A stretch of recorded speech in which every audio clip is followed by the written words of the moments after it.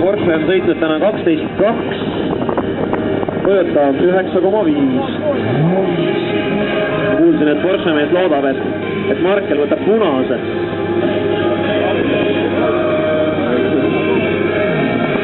Markelil on 3 sekundit aega punast vahtida või seda mitte punast, vaid rohelist, enne kui sõitma hakata, ikka võiks tegelikult võita.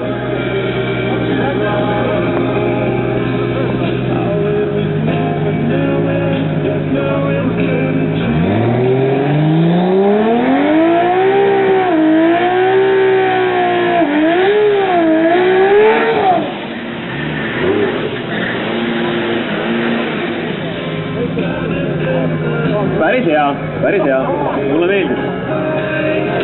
Vaene Markel, mõelge tema peale. Meil tuleb tuul ja puhub selle ära, aga ta suitseb siiamaani.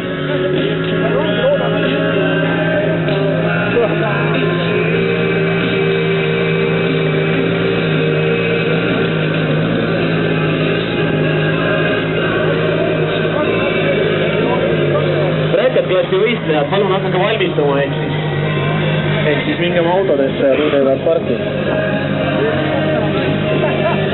Ma saan aru, et huvitav sõit, et tahate vaadata, aga peate sõitma hakkama.